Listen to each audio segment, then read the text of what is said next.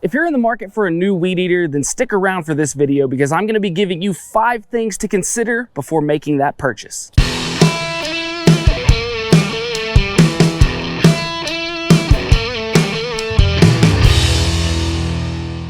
What's up guys? This is Brent with Western Equipment. Now let's go ahead and get into that first thing to consider, and that is going to be whether we want to go gas or electric. Now, whenever we're talking about electric weed eaters, we do usually have 2 different options. You'll oftentimes across various brands have either a corded option or a battery option like the ones I have here. And then of course in the gas segment, of course, we have multiple different sizes and ranges, which we'll get into more here in a minute. But we need to break down the 3 things within whether we want gas or electric that's going to help us make that decision.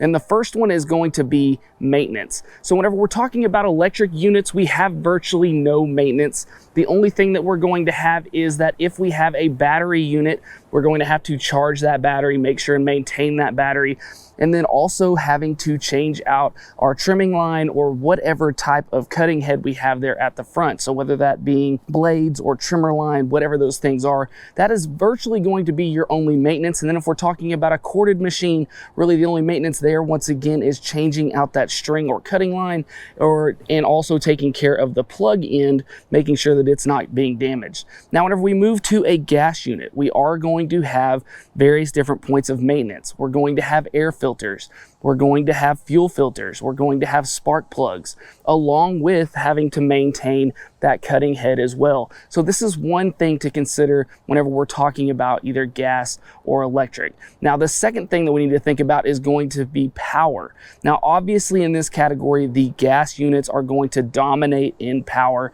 Now, there are multiple different sizes of power and runtime in either one of these machines. Whenever we're talking electric, we can go with a larger unit that has a larger electric motor that is going to provide more power. We'll also have different sizes of batteries to provide more power and more runtime. But whenever we move over to the gas-powered units, we know that the gas-powered engines have dominated the market for forever. And so you know that you are going to get more power here. You're going to be able to cut taller grasses. You're going to have higher RPMs on the gas units. You're going to have more power to cut through shrubbery, whatever those things are. And when we have that more power and we're able to cut through that larger stuff, we're also talking about getting that job done faster. So that may be a consideration there. And then our last consideration between gas and battery is going to be weight. So obviously whenever we are talking about the gas units, we are going to have engines on these units that are going to make them heavier. The other thing that we're going to have is that within our actual shafts here on the weed eaters, you are going to have drive shafts that run from the engine down to the cutting head. So that is going to add weight as well. You're also going to have either smaller units and larger units like we have here. So these are all going to usually be heavier. Now, whenever we move over to the battery or electric units, you're talking about a lot less weight, being as that for one, we have a lot smaller units that run the actual cutting head. We have a battery pack here at the top, and then we're gonna have an electric motor down here at the bottom. And then on a corded unit, we get away even from having the battery pack at the top, and we simply just have wires that run from the top or back of the unit down to the cutting head. Same thing on a battery unit here. We do not have a drive shaft that runs from the battery unit to the cutting head. It's simply wires that run down to that electric motor. So we're talking about a significant weight difference. And here's going to be an example of this unit here, this FSA 45 on a scale, which is going to be the smallest of the battery powered units, against the FS 38, which is going to be the smallest of the gas units. Here is going to be its weight also on a scale. And as you can see, there is just a significant difference here. Now, sometimes whenever we're looking at units that are comparable within these lineups, there is not as much of a difference, but weight is always going to be different, and we're always going to be heavier when we're looking at the gas-powered units. Now, the second thing we need to consider is going to be whether we want a curved shaft or a straight shaft. And within this decision, there's also 3 things to consider as well. Number 1 is going to be price. Generally, whenever we are looking at a curved shaft machine, we are going to be in that cheaper price range than we will be with a straight shaft. And the reason being is that for one, the straight shaft units are usually a larger unit when we're talking about the power head. And we'll talk a little bit more about that here in a minute. minute, but there is going to be that price difference. The second thing within that is that you are going to see a noticeable power difference between these two machines, and a lot of that has to do with the way the drive shaft functions in each of these machines. So like we talked about before, inside of these tubes is going to be a drive shaft that goes from the engine down to our cutting head, and on a curve shaft, this drive shaft is going to be a cable that runs inside there and spins to that power head. So you're limited on the amount of torque and power that's going to be put out from that cable style shaft. And then once we move to a straight shaft, we can turn that into a solid shaft, which is what you'll see on a lot of straight shaft machines. And this just turns into more power, more torque, and more versatility of what we can do here at the cutting head. We can change out this string head for a metal blade, maybe plastic blades, whatever those things are, and just be able to cut through that thicker material. And the last thing is going to be the comfortability of using these two units. So whenever we are looking at a curve shaft, like you see me holding here, this is going to be great for if we're just doing that normal trimming around trees, bushes, whatever weed eating we have to do, where we're only holding the unit straight down towards the ground. It's made with that curve in it to make that reach easier for you. But if we go to trying to turn it on its side to edge with it, like a lot of people do with these weed eaters, it makes it virtually impossible to do this and be comfortable while doing it, because it changes the angle of that head and then raises it up, making it to where we have to bend over to get down to that edging. Now, whenever we're talking about a straight shaft, one of the great things about it is now once you see me holding it, is that whenever I do turn it over, if I needed to edge with it, it does not change the height of the head. We simply rotate the machine over, the head stays down in the same position, I get to stand up and be in that same position. And that's why also you will see most of your professional landscapers using these type of machines, because it is very easy, very versatile to go from that weed eating to that edging and back and forth without having to do a bunch of bending over, leaning over, and being uncomfortable. Now, the third thing we need to consider is actually going to be two things that kind of mesh together, and that's going to be size and amount of use. So as you can see over here to my right, I have two different sizes of battery powered units. And then over to my left, I have two different sizes of gas powered units. And as you can see, there are multiple differences here. Whenever we're talking strictly about size, we can see the difference in the shaft sizes here. We can also see the differences there at the power bodies. We can see that on the battery side here, we have the smaller FSA 45, which has an integrated battery that is within that unit there. And then here on this FSA 86, this is going to have an opening for a battery that is removable.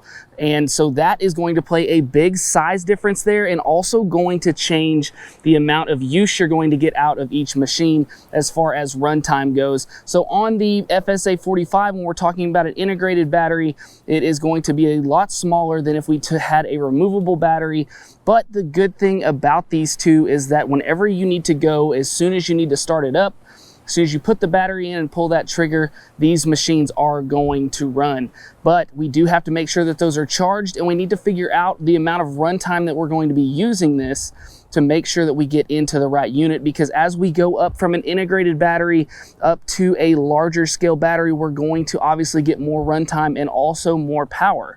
Now, we have sort of a similar thing whenever we move over here to the gas side. As you can see where we have the curve shaft machine here, this is going to be an FS40C. And it is going to be a two-stroke engine. And then we have an FS11R here, which is going to be a four-stroke engine, and it is a straight shaft. Now, some of the differences that you're going to get there, let's break down the two-stroke and four-stroke first. As for one, a two-stroke engine is going to be smaller. It's going to weigh less, it's going to have more RPMs, but it is going to be louder. It's going to burn a little dirtier, meaning that it's going to put off more exhaust. So those are some of the things about a two-stroke. Now, whenever we move to a four-stroke, what we're going to get is a little more torque. We're also going to be a little bit quieter. We're not going to have as many RPMs, but what's lost in RPMs is made up for in torque. But then it's also going to be heavier because it's a larger engine. Now, the question often comes about for some of us that have never bought one of these machines before or never dealt with small engines is, what is the difference between a two-stroke and a four-stroke? And it is going to be those things that I just mentioned as far as weight and as far as RPMs and torque. But what the main difference is that a two-stroke motor is going to do all 4 of the engine procedures in 1 up and down and 2. So 1 up, 1 down, it's going to do all of those procedures. With a 4-stroke, it's going to take 2 up and downs to do that. So 4 strokes essentially to make that engine run.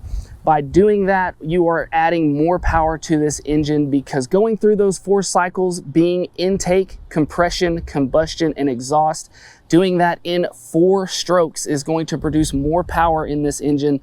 Whereas whenever we do it in a 2-stroke in just 1 up and down, we're going to get less power, but it's going to do it faster. So therefore the engine's going to be louder, but it's also going to consume more fuel and be dirtier. So when we're talking about our gas powered units, the thing that you have to think about, going back to the maintenance point that we talked about in the beginning, is that whenever we pull these out, maybe for the first time for the summer, if we haven't gone through and done that maintenance, taking care of our fuel, taking care of our carburetor, we could have issues getting these things started. So we have to make sure and do that, take care of these things, because unlike the battery, you may not have an instant start with these machines if they haven't been taken care of.